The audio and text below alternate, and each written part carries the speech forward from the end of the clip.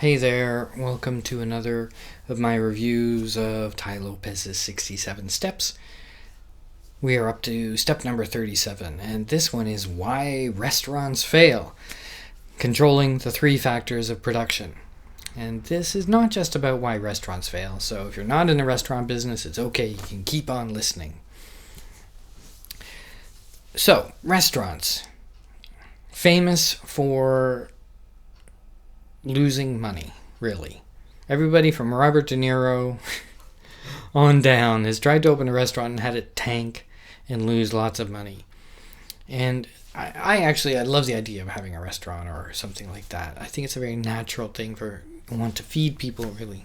But anyway, they always fail. You always lose money. They have a much higher failure rate, actually, than other small businesses. And, why is that? Everybody eats, often 3 times a day. So it's not like there's a shortage of demand. And okay, there's competition in everything. So Tai breaks this down into the 3 classic factors of production. And this theory, not Tai Lopez's, as most things in this series are not, that doesn't matter. He's bringing it to kind of an awareness and bringing everything together. When you go to school, the ideas that are being taught are not your teacher's ideas. That's not the point. Anyway, sorry. So he's taking this 3 classic ideas of production, bringing it over to restaurants. So the factor number 1 is land. And in this case, land means your position, or maybe even your contacts, as well as your physical location. And factor number 2, labor, which can also cover knowledge and skill. And factor number 3 is capital, i.e. money. You can't do it without money.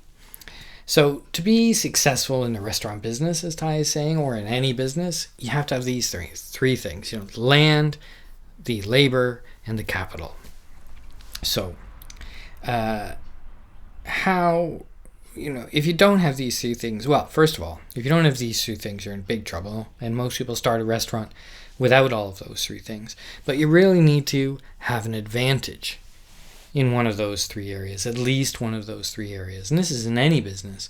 If you don't have an advantage, then you're really just in the noise of that sector. So you really have to look at yourself and your business idea and hopefully have a very good business plan.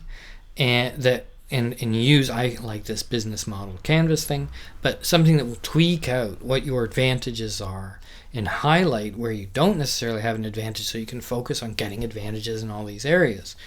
For instance, in the idea of land, well, if we say land is position, and if you don't have a physical shop, land is your contacts, the lay of the land.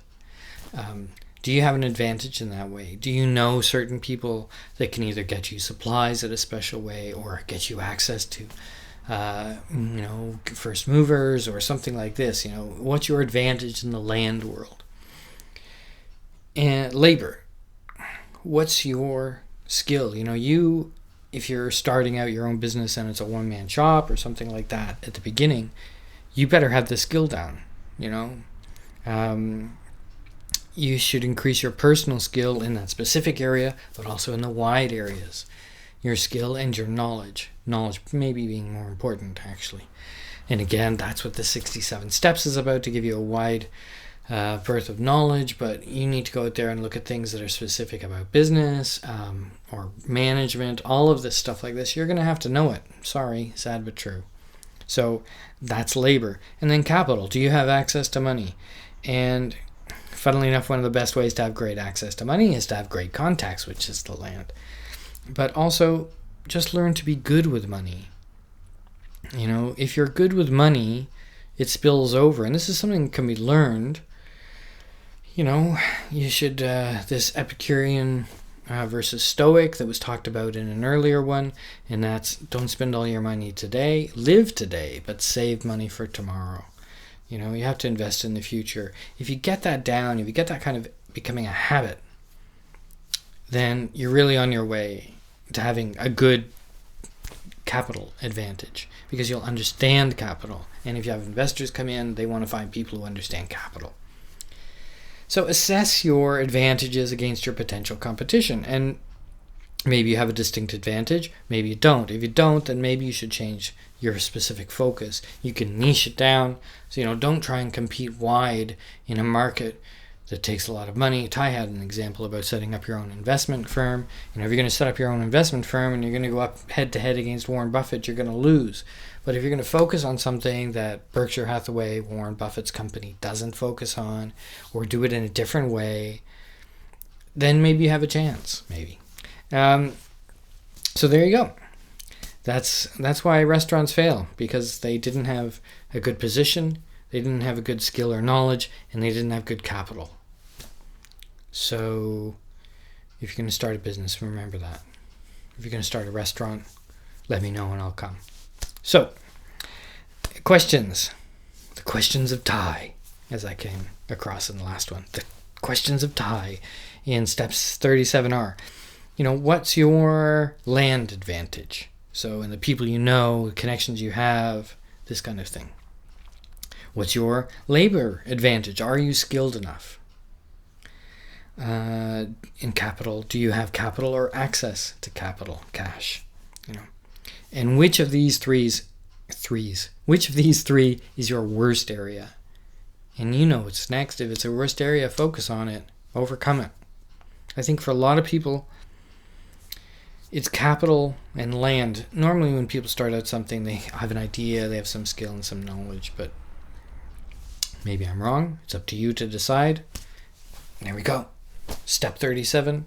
Hope you're enjoying these. Hope you subscribe. Hope you stick with it. And I'm enjoying doing these. I'm learning a lot by just re-saying these things. And I hope you appreciate it. And if you don't, I'm going to do it anyway. But it'd be nice to have some good feedback. All right. We'll see you later. Subscribe. Thanks.